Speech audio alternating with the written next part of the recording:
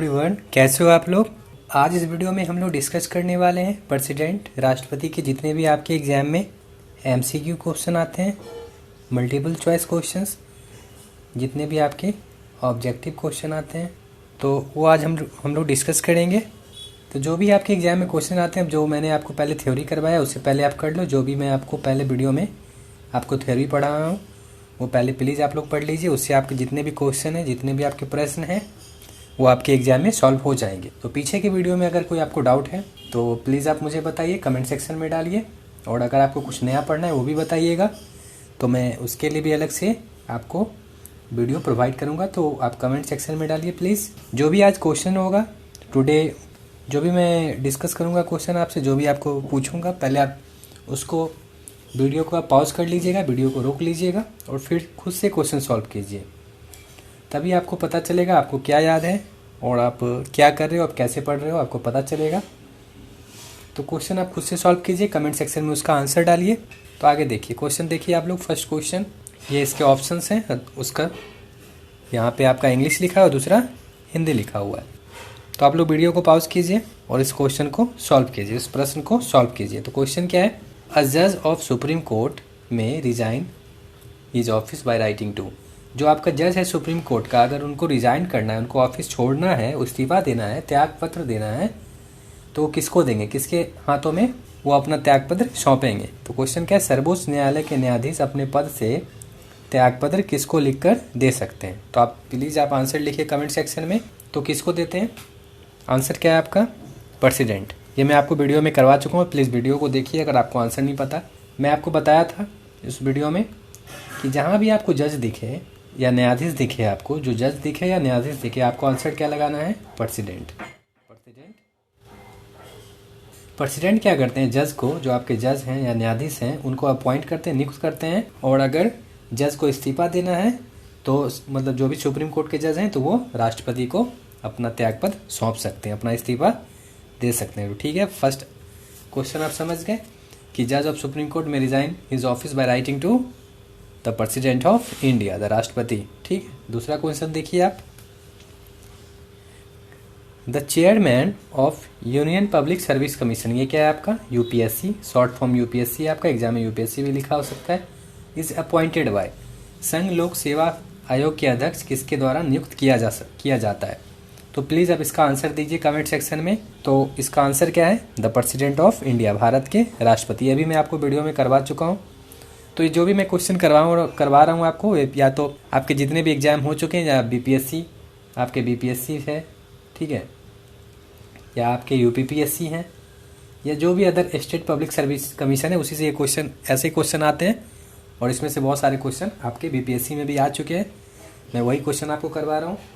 और अगर आपने वीडियो देखा है, क्लास मैंने करवाया, अपलोड किया हूँ, अगर आपने उसको सही से देखा तो आप सारे क्वेश्चन आसानी से कर लीजिएगा। तो इसके क्या आंसर है, भारत के राष्ट्रपति।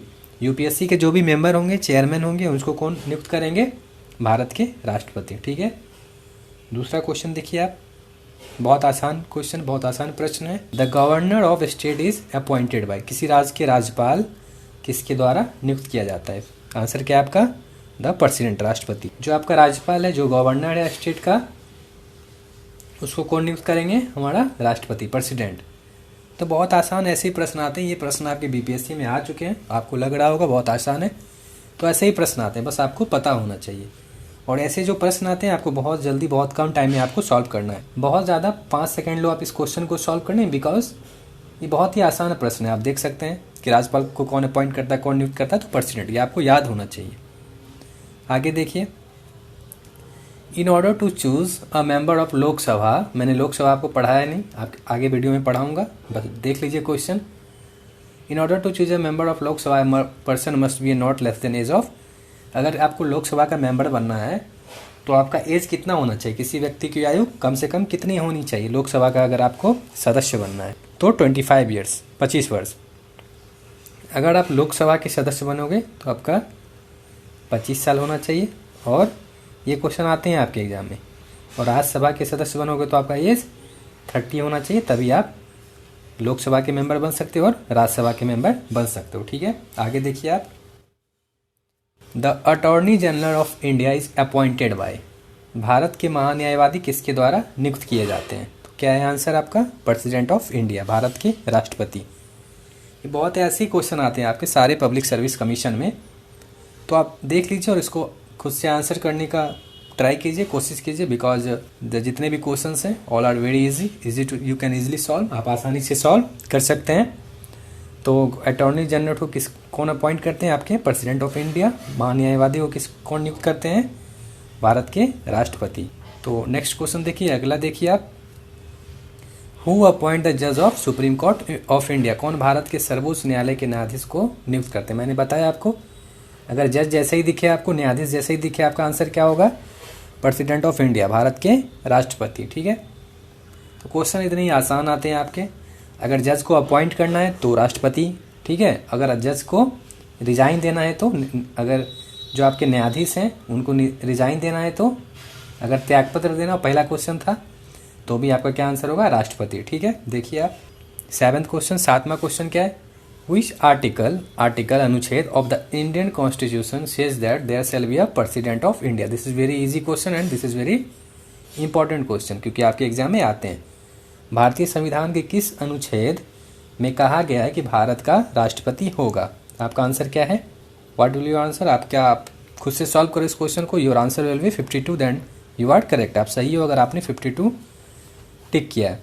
तो आपको पता होना चाहिए 61 क्या था? इम्पीचमेंट के लिए। 60 क्या था? ओथ।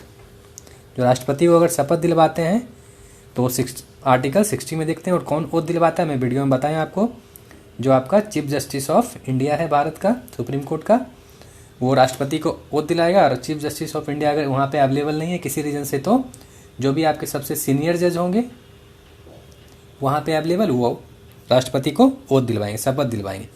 और 54 क्या था? इलेक्शन ऑफ प्रेसिडेंट, राष्ट्रपति का कैसे चुनाव करना हम 54 में देखते हैं। तो ठीक है, आपका आंसर क्या होगा? 52। Your answer will be 52। 61 में क्या देखते हैं हम लोग? इम्पीचमेंट, महाभियोग। 60 में देखते हैं शपथ दिलवाना। और 54 में क्या देखते हैं? राष्ट्रपति का चुनाव। ठीक है, तो योर आंसर विल बी 52। इसमें हम भारत का एक राष्ट्रपति होना चाहिए, हम 52 में देखते हैं। ठीक है, आगे देखिए, who participate in the president election? देखिए, अगर आपने वीडियो देखा हो तो आप सारे क्वेश्चन एक बार में सॉल्व कर लोगे बिना कुछ सोचे। राष्ट्रपति चुनाव में कौन भाग लेता है? देखिए आप, फर्स्ट ऑप्शन क्या? Elected by member of both house of parliament. ये आपका सही है। Elected and nominated member of the state legislative assembly. आप देखिए, आप बताइए, आप खुद से बताइए कि इसका आंसर क्या है? Member of union territory and all of the above are correct. I think अगर आपने सही से वीडियो नहीं देखा तो आई थिंक बहुत स्टूडेंट ऐसा सोचते हैं कि अगर आपके एग्जाम में ऑल ऑफ द एबव है तो वही सही होगा, लेकिन ऐसा नहीं होता है। तो यहाँ पे आपका आंसर ए है। अगर आपने ए लगाया है देन यू आर करेक्ट, आप सही हो। तो मैं आपको एक्सप्लेन करता हूँ। जब राष्ट्रपति का इलेक्शन होता है तो उसमें दोनों हाउस के, बोथ हाउस के जो पार्लियामेंट के मेंबर होते हैं, लोकसभा और राज्यसभा, दोनों पार्टिसिपेट करते हैं। तो यहाँ बी ऑप्शन क्यों सही नहीं है? क्योंकि elected and nominated member, nominated में स्टार्ट, जो भी आपके स्टेट मतलब विधानसभा मेंबर में जो नॉमिनेट हैं, स्टेट लेजिस्लेटिव असेंबली में नॉमिनेट है, तो नॉमिनेट मेंबर हमें प्रेसिडेंट के चुनाव में पार्टिसिपेट नहीं लेते हैं। जो भी इलेक्टेड हैं, जो भी चयनित हैं, वही सिर्फ पार्टिसिपेट लेंगे, ये नहीं लेंगे। नॉमिनेट मेंबर का कोई वहाँ पे काम नहीं है, वो सिर्फ वहाँ पे निर्वाचित सदस्य हैं जिनका चुना गया है। ठीक है, member of all union territory, ये भी गलत है। मैंने बताया था यूनियन टेरिटरी मतलब केंद्र शासित प्रदेश, इसमें से सिर्फ 2 ही यूनियन टेरिटरी के मेंबर पार्टिसिपेट लेते हैं, विधानसभा जो भी है। तो टोटल कितने यूनियन टेरिटरी है? 9, ये आपको याद होना चाहिए। तो 2 में क्या था? एक दिल्ली था और एक पुडुचेरी। लेकिन ऑप्शन में क्या है? मेंबर ऑफ ऑल, तो ऑल नहीं होगा, सिर्फ 2 होगा। ठीक है, तो ये आपका ए सही है, समझ गए। संसद के दोनों सदन के सदस्य द्वारा चुना जाता है राष्ट्रपति, ये सही है। राज्य विधानसभा के निर्वाचित और नामी सदस्य, निर्वाचित तो होंगे लेकिन नामी सदस्य नहीं होंगे, नॉमिनेटेड मेंबर उसमें पार्टिसिपेट नहीं लेते हैं। सभी केंद्र शासित प्रदेश के सदस्य, ये गलत है आपका, ये भी गलत है और ये भी गलत है। सिर्फ 2 केंद्र शासित प्रदेश का पार्टिसिपेट लेते हैं, दिल्ली और पुडुचेरी। तो आपको समझ में आना चाहिए आपको कौन आंसर टिक करना है। आगे देखिए, what qualification should be become a president? President बनने के लिए आपके पास क्या योग्यता होना चाहिए, क्या क्वालिफिकेशन होना चाहिए? ए आपका सही है, 35 होना चाहिए, आपको पता है। प्रेसिडेंट बनने के लिए 35 एज होना चाहिए। He should be eligible to elected as a member of Rajya Sabha. आपको पता है अगर राष्ट्रपति बनना है तो आपको लोकसभा का मेंबर आपको होना है, ठीक है, लोकसभा। तो ये आपका बी गलत है। He must be an Indian citizen. हाँ, आप अगर भारतीय नागरिक हो तभी आप बन सकते हो। तो आंसर क्या होगा आपका? What will be answer? Answer will B D. अगर आपने डी टिक किया तो आपका सही है, आपका आंसर डी होगा। तो आप समझ गए मैं क्या बोल रहा हूँ। अगर राष्ट्रपति बनने के लिए योग्यता क्या होनी चाहिए? 35 वर्ष होनी चाहिए, और राज्यसभा का मेंबर नहीं होगा, लोकसभा का मेंबर होगा, ठीक है, और भारतीय नागरिक होना चाहिए। तो आपका ए और सी सही है, मतलब आपका आंसर क्या है? डी सही है। आगे देखिए आप, how can the post of president be vacant. अगर राष्ट्रपति को पद से कैसे निकाला जा सकता है, कैसे रिक्त हो सकता है, ठीक है। आप देखिए, ऑन एक्सपायरी ऑफ टेन्योर, उनके कार्यकाल की समाप्ति पर, सही आंसर है आपका। अगर राष्ट्रपति को अगर उनके पोस्ट से हटना है तो जब भी उनका टेन्योर, मतलब जब उनका काम का जितना भी अवधि है, जितना भी कार्यकाल खत्म हो गया तो राष्ट्रपति हट सकते हैं, ठीक है। वाइज रिजिग्नेशन, ये भी सही है, उनके इस्तीफा से राष्ट्रपति जब चाहे तब इस्तीफा दे सकते हैं, ये भी सही है आपका। Only on the commencement of impeachment in Rajya Sabha. Impeachment में आपको बहुत अच्छे से पढ़ाए हैं पिछले वीडियो में, आप देख लीजिए, क्योंकि इससे आपके मेंस में भी क्वेश्चन आते हैं। तो इम्पीचमेंट सिर्फ राज्यसभा में नहीं होता, लोकसभा राज्यसभा दोनों में हो सकता है, और भी उसके बहुत सारे रूल हैं। आप प्लीज़ वो वीडियो देखिए पीछे वाला, आप समझ जाइएगा। तो आपका आंसर क्या होगा यहाँ पे? डी, ठीक है, आपका आंसर क्या होगा? ए और बी। आगे देखिए आप, विच of the following statement is not correct. Not जरूर देखिए, एग्जाम में बहुत स्टूडेंट जल्दी में नॉट नहीं देखते हैं। निम्नलिखित में से कौन सा कथन सही नहीं है? चलिए ये देखते हैं, president is the head of military force of India, ये आपका सही है। जो हमारा राष्ट्रपति है वो मिलिट्री फोर्स के हेड होते हैं, ठीक है, ये आप याद कर लीजिए, आप नोट डाउन कर लीजिए, क्योंकि आपके एग्जाम में क्वेश्चन आते हैं। President can appoint a commission to investigate into the condition of SC और ST, जो भी SC ST कैटेगरी होते हैं। अगर प्रेसिडेंट के पास पावर होता है कि उन SC ST में कुछ भी अगर इन्वेस्टिगेट करना है, कुछ ऐसा आयोग बनाना है, कुछ कंडीशंस लाने हैं, तो प्रेसिडेंट ला सकता है। तो आपका बी भी सही है। Parliament can declare any area as a scheduled area, ये सी, ठीक है। डी देखिए, president of India choose the chairman of finance commission, आपका डी भी सही है, ए भी सही है और बी भी सही। आपका आंसर क्या होगा? सी। सी आपका गलत है। तो यहाँ पे बोला गया निम्नलिखित में से कौन सा कथन सही नहीं है। तो क्वेश्चन क्या है? Parliament can declare any area as a schedule area, संसद किसी भी क्षेत्र को अनुसूचित क्षेत्र घोषित कर सकती है, ऐसा नहीं होता। ये पार्लियामेंट के पास पावर नहीं है, प्रेसिडेंट के पास पावर है। आप बी ऑप्शन देखिए, उसमें भी यही लिखा हुआ है, संसद के पास पावर नहीं है, राष्ट्रपति के पास पावर है, ठीक है। तो ऑप्शन क्या है? सी गलत है यहाँ पे, सॉरी, यहाँ पे क्या होगा? ये ऑप्शन सी है और ये आपका ऑप्शन डी है, ठीक है। सी आपका सही होगा इस क्वेश्चन के अकॉर्डिंग। तो आगे देखिए आप, in which of the following article provision of national emergency in mentioned, किस आर्टिकल में हम नेशनल इमरजेंसी के बारे में बात करते हैं, ठीक है। राष्ट्रीय आपातकाल जो होता है किस अनुच्छेद में लिखा गया, आप यहाँ पे देख लीजिए। राष्ट्रीय आपातकाल 350, जो भी national emergency, state emergency and financial emergency आपने सुना होगा, पूछा जाए कि नेशनल इमरजेंसी कौन लगा दें तो आप क्या बोलोगे? राष्ट्रपति। तो आपका आंसर क्या होना चाहिए? 352। 352 में हम देखते हैं नेशनल इमरजेंसी, ठीक है। राष्ट्रीय आपातकाल 356 में क्या देखते हैं हम लोग? State emergency. स्टेट में जो राज्य में लगाते हैं इमरजेंसी। 360 में क्या देखते हैं हम लोग? Finance emergency. आप लोग को सारा अनुच्छेद, सारा आर्टिकल याद होना चाहिए, ठीक है। तो आपका ऑप्शन आंसर क्या होगा? 352, 352। राष्ट्रीय आपातकाल किस में लगाते हैं हम लोग? 352 में। तो हमने अगले वीडियो में, अगर आप लोग बोलो तो मैं आप लोगों को एक आर्टिकल पे, अनुच्छेद पे वीडियो बना दूंगा, जिससे आप लोग सारे अनुच्छेद याद कर लेना, क्योंकि इससे आपको BPSC में हर बार क्वेश्चन आते हैं अनुच्छेद से, आर्टिकल से। आगे देखिए आप, impeachment of the president can be initiated in. Impeachment अगर आपको प्रेसिडेंट पे लगाना है, राष्ट्रपति पे महाभियोग कैसे चलाया जा सकता है? Only in Lok Sabha, only in Rajya Sabha, ये गलत है आपका। हम दोनों हाउस में लगा सकते हैं, राज्यसभा लोकसभा दोनों में हम लगा सकते हैं, ये भी आपका गलत है। सुप्रीम कोर्ट, सुप्रीम कोर्ट में कुछ, इसका इम्पीचमेंट में कोई भी हाथ नहीं है सुप्रीम कोर्ट का, सुप्रीम कोर्ट में कुछ नहीं। आपका आंसर क्या है? सी। आइदर हाउस ऑफ पार्लियामेंट, दोनों हाउस के, पार्लियामेंट के बोथ हाउस में, किसी भी हाउस में हम इम्पीचमेंट लगा सकते हैं राष्ट्रपति। प्लीज़ वीडियो देखिए, अगर आपको समझ नहीं आ रहा हो तो। आपका आंसर सी है, संसद के किसी भी सदन में हम राष्ट्रपति पर महाभियोग चला सकते हैं। आपका आंसर क्या है? उत्तर क्या है? सी।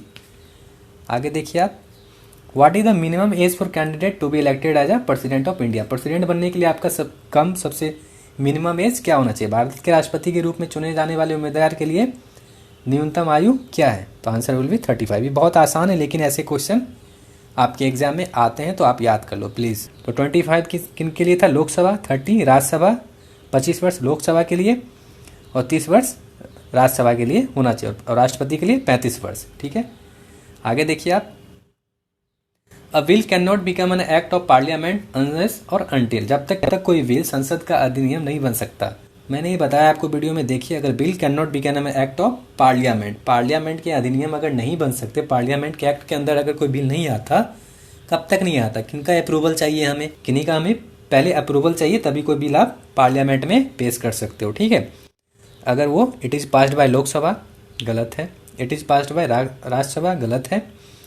It get assent from president, ये आपका सही है, ये भी आपका गलत है। तो कैसे मैंने वीडियो में बताया, आप देख लीजिए कि अगर आपको कोई बिल, प्रेसिडेंट के बहुत सारे बिल हैं, उससे भी क्वेश्चन आते हैं, finance bill, money bill, state bill, और जो भी आप बाउंड्री, स्टेट के बाउंड्री पे चेंजिंग लाते हो, राज मतलब जो भी आपका राज है उसकी सीमा पे कुछ चेंजिंग लाना है, तो सारे बिल पहले कहाँ अप्रूवल करना पड़ेगा आपको? राष्ट्रपति के पास। तो कोई भी बिल अगर आपको पार्लियामेंट में पहले पेश करना है, उससे पहले आपको जो इंडिया के राष्ट्रपति, हमारे राष्ट्रपति हैं, प्रेसिडेंट हैं, उनसे पहले हमें प्रियर अप्रूवल लेना पड़ेगा। उनसे पहले हमें अप्रूवल लेना पड़ेगा, तब हम उसे पार्लियामेंट में दे सकते हैं। जब तक और तब तक कोई बिल, जब तक कोई विधेयक मीन्स बिल संसद का अधिनियम नहीं बन सकता। कब?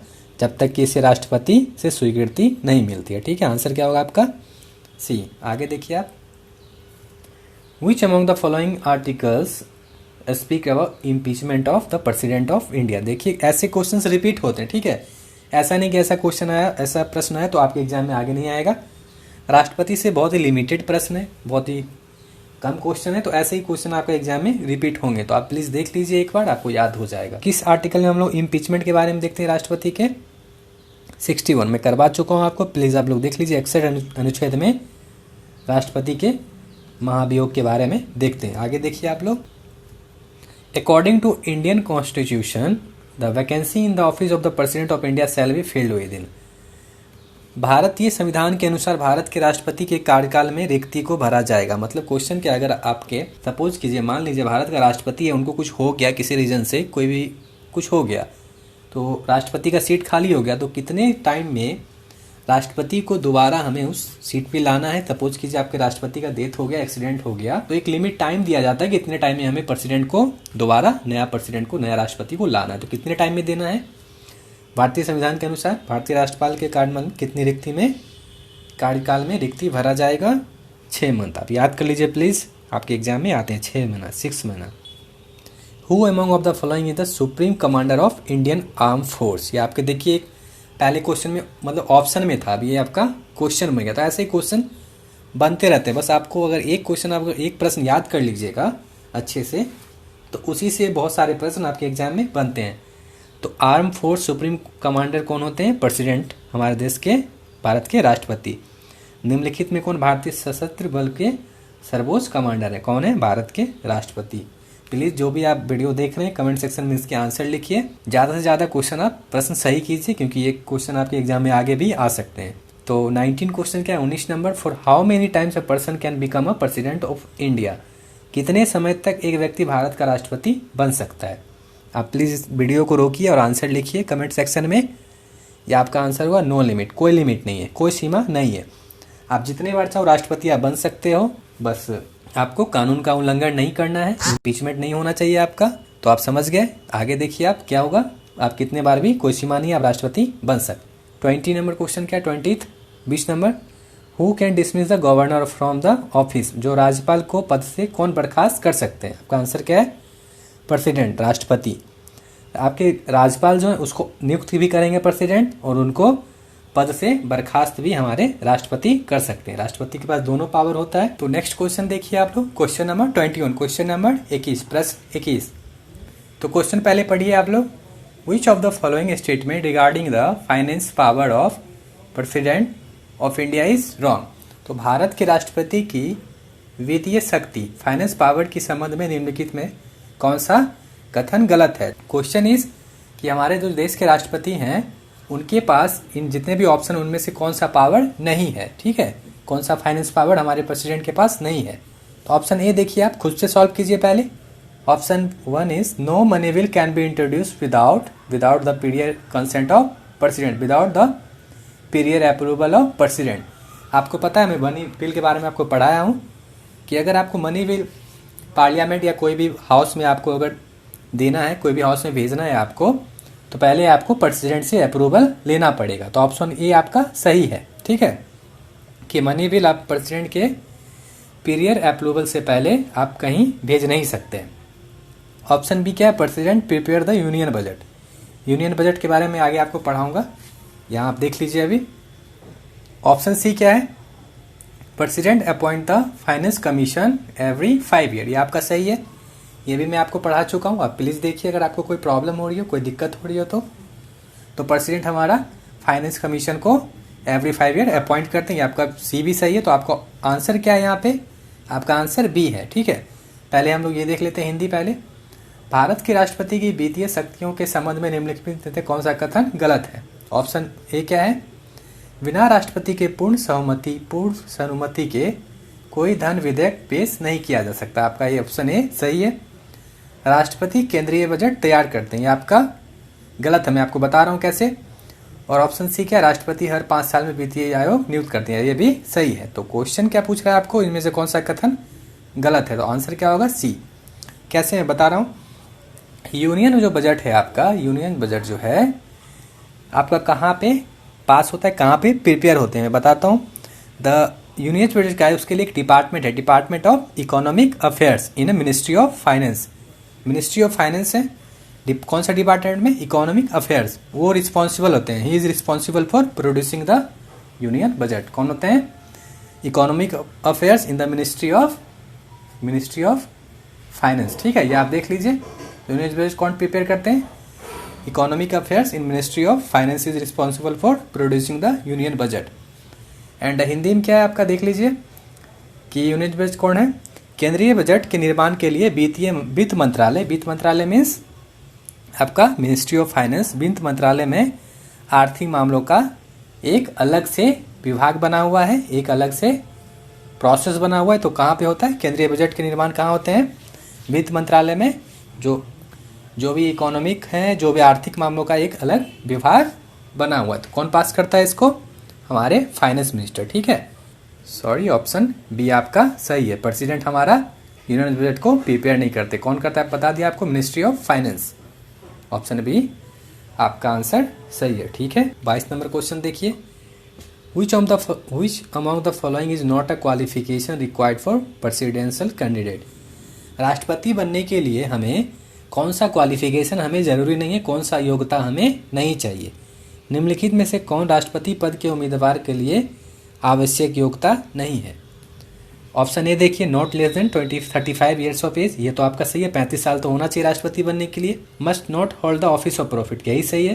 राष्ट्रपति को अगर आपको बनना है तो किसी भी लाभ का आपको मतलब पद धारण नहीं करोगे, प्रॉफिट आप नहीं लोगे किसी भी ऑफिस का, तभी आप राष्ट्रपति बन सकते हैं। बी भी सही है आपका। Must have eligibility to be become a member of Lok Sabha, ये भी आपका सही है। अगर आपको राष्ट्रपति बनना है तो आपको लोकसभा का मेंबर बनना चाहिए, होना चाहिए, या तो आप उसके योग्य होना चाहिए बनने के लिए, आपके पास एलिजिबल आपके पास होना चाहिए। एंड डी क्या है, must be member of either house of parliament, ये आपका सही है, क्योंकि हमें राष्ट्रपति बनने के लिए हमें दोनों हाउस का मेंबर होना जरूरी नहीं है, सिर्फ हमें लोकसभा का मेंबर होना जरूरी है। आपका डी सही है, ठीक है। निम्नलिखित में से कौन राष्ट्रपति पद के उम्मीदवार के लिए आवश्यक योग्यता नहीं है। नहीं है देखिए आप, वो 35 वर्ष सही है आपका, 35 वर्ष होना चाहिए। लाभ प्रॉफिट ये भी सही है। लोकसभा का सदस्य बनने के लिए योग्यता ही होना चाहिए, तीनों आपके सही हैं। तो आपका आंसर क्या होगा, डी। तो क्वेश्चन बहुत आसान है, एक दूसरे से सब कंबाइन होते हैं क्वेश्चन, ठीक है। एक आप अच्छे से पढ़ लोगे एक बार तो सारे क्वेश्चन आप कर लोगे, इजीली कर लोगे। You can easily solve all the question and you can get a good marks, आप अच्छा मार्क्स स्कोर कर सकते हैं। तो आगे देखिए आप, अगर आपने पिछले साल का 64th बीपीएससी का आपने क्वेश्चन सॉल्व किया होगा, आपने देखा होगा राष्ट्रपति से बहुत सारे क्वेश्चन आए हैं और बहुत आसान क्वेश्चन है, ठीक है। इसी में से जितना मैं करवा रहा हूँ इसी में से क्वेश्चन होंगे आपके, इससे बाहर नहीं होगा। Who among the following has right to declare any area as a scheduled area. मैं आपको देखिए पिछले क्वेश्चन में ऑप्शन में था ये आपका, अगर आपने सही से देखा होगा तो किसी भी निम्नलिखित में से किसी क्षेत्र को अनुसूचित क्षेत्र घोषित करने का अधिकार किनके पास है, तो हमारे राष्ट्रपति के पास है, हमारे प्रेसिडेंट के पास है। ठीक है, आगे मैं एरिया के बारे में पढ़ाऊँगा आपको, बस आप राष्ट्रपति के बारे में अभी इतना देख लीजिए। मैं पिछले वीडियो में बताया था जो भी स्टेट हैं आपके राज्य हैं उनको कुछ चेंज करना है। ठीक है, फिर SC ST का जो भी है कुछ उनको पास कराना है तो राष्ट्रपति ही पास करेंगे। ठीक है, उनके क्षेत्र घोषित करने, अनुसूचित क्षेत्र या एज अ शेड्यूल एरिया हमें डिक्लेयर करना तो कौन करेंगे, राष्ट्रपति करेंगे। ठीक है, आगे देखिए आप 24 number question, which of the following president of India had shortest tenure. बहुत इंपॉर्टेंट क्वेश्चन है, बहुत अच्छा क्वेश्चन है ये आपका। भारत के निम्नलिखित राष्ट्रपति में किसका कार्यकाल सबसे कम था। ये आपको तब याद होगा जब आपको पूरे राष्ट्रपति का लिस्ट आपको पता है और कितने टाइम तक उन्होंने काम किया। किन्हीं ने 5 साल तक किया, किन्हीं ने 2 साल तक किया। तो आप बताइए इसका आंसर प्लीज आप बताइए। तो आपके जो राधा कृष्णन है, S राधा कृष्णन, तो ये आपके सेकंड प्रेसिडेंट थे, दूसरे नंबर पे राष्ट्रपति थे राजेंद्र प्रसाद के बाद। तो ये आपका पूरा जो भी होता है 5 ईयर्स इन्होंने मतलब किया। ठीक है ना। जो जाकिर हुसैन थे ये अपने ऑफिस में ही मर गए थे। ठीक है, ऑफिस में ही मर गए थे, तो ये सिर्फ 2 साल ही काम कर पाए थे। जो आपके जाकिर हुसैन थे 1967 से लेके, जाकिर हुसैन कब तक काम किए थे, 1967 से लेके 1969 तक। ठीक है, 2 साल सिर्फ काम किए थे। और राधा कृष्ण कब से किए थे, 1962 से लेके 1967 तक। एंड आपके जो वाड़ागिरी वेंकटगिरी हैं ये हैं आपके, ये जब राष्ट्रपति आपका डॉक्टर मतलब ये जाकिर हुसैन जब आपके मर गए थे ऑफिस में तो इनको एक्टिंग प्रेसिडेंट बनाया गया था। तो एक्टिंग प्रेसिडेंट का हम लोग लिस्ट में नाम नहीं लाते हैं, बस वो एक्टिंग प्रेसिडेंट थे क्योंकि ये ऑफिस में सडनली मर गए थे तो हमको वाड़ागिरी वेंकटगिरी को एक्टिंग प्रेसिडेंट बनाना पड़ा। और डी क्या है, बसप्पा, इसको हम लोग BD जत्ती भी बोलते हैं शॉर्ट फॉर्म में। ये भी जब हमारे एक प्रेसिडेंट थे फखरुद्दीन अली अहमद, ठीक है, तो वो भी हमारे मतलब ऑफिस में मर गया था, डाइड इन ऑफिस, तो इनको एक्टिंग प्रेसिडेंट बनाया गया था। ये दोनों क्या थे, एक्टिंग प्रेसिडेंट थे। ठीक है, ये आपको पता होना चाहिए। तो जाकिर हुसैन क्या है हमारा, सबसे शॉर्ट टर्म सबसे कम टाइम के लिए राष्ट्रपति बने थे। कब तक, 1967 से 1969, 2 साल के लिए बस। तो आपका आंसर क्या होगा, डॉक्टर जाकिर हुसैन। समझ गए आप। तो ये मैंने वीडियो में कराया और टेबल भी आप याद कर लीजिए। ठीक है, तो आप इजीली आप क्वेश्चन सॉल्व कर सकते हैं। जाकिर हुसैन पता है आपको, जाकिर हुसैन सिर्फ 1967 से लेके 1969 तक किए थे। ठीक है, सिर्फ 2 साल किए थे। तो सबसे भारत में निम्नलिखित राष्ट्रपति में से किनका कार्यकाल सबसे कम था, डॉक्टर जाकिर हुसैन। तो 25 नंबर क्वेश्चन क्या है आपका, to whom does the president of India give his resignation letter. भारत के राष्ट्रपति किसको अपना त्यागपत्र देते हैं। आप वीडियो को पॉज कीजिए, वीडियो को रोकिए और इसका आंसर आप कमेंट सेक्शन में लिखिए। तो भारत के राष्ट्रपति किसको अपना पत्र देते हैं, आपका आंसर क्या होगा, वाइस प्रेसिडेंट, उप राष्ट्रपति। राष्ट्रपति अपना त्यागपत्र प्रेसिडेंट को देते हैं। बट बहुत स्टूडेंट चीफ जस्टिस मारते हैं, क्यों, क्योंकि चीफ जस्टिस जो है हमारा राष्ट्रपति जो आपके प्रेसिडेंट हैं, जो प्रेसिडेंट आप बन के जाओगे तो आपको शपथ दिलवाया जाएगा। ठीक है, आपके कार्यकाल पूरा मतलब करने के लिए प्रेसिडेंट बनने से पहले आपको, राष्ट्रपति बनने से पहले आपको कुछ शपथ दिलवाया जाता है। तो कौन दिलवाएगा, चीफ जस्टिस। तो बहुत स्टूडेंट को यही लगता है कि अगर चीफ जस्टिस मुख्य न्यायाधीश अगर राष्ट्रपति को शपथ दिलवाते हैं तो वही राष्ट्रपति उनको रेजिग्नेशन या त्यागपत्र देते होंगे, लेकिन ऐसा नहीं है। भारत के राष्ट्रपति अपना त्यागपत्र किसको देते हैं, तो वाइस प्रेसिडेंट, उपराष्ट्रपति को। ठीक है, तो उपराष्ट्रपति को हम लोग क्या बोलते हैं, चेयरमैन ऑफ राज्यसभा। ये भी आप याद कर लीजिए। वाइस प्रेसिडेंट को क्या बोलते हैं हम लोग, वो क्या होते हैं, चेयरमैन ऑफ राज्यसभा, राज्यसभा के चेयरमैन होते हैं। तो ठीक है, आज के लिए इतना ही। और अगर आपको कुछ लग रहा हो, कुछ मिस हुआ हो तो आप मुझे बोलिए, मैं आपको वो भी करवा दूंगा। ठीक है, और जितने भी क्वेश्चन है आप अच्छे से कीजिए और अच्छे से देखिए और अच्छे से एग्जाम दीजिए और चैनल को सब्सक्राइब कर लीजिए ताकि कोई वीडियो मिस ना हो। ठीक है, थैंक्स फॉर वॉचिंग, धन्यवाद।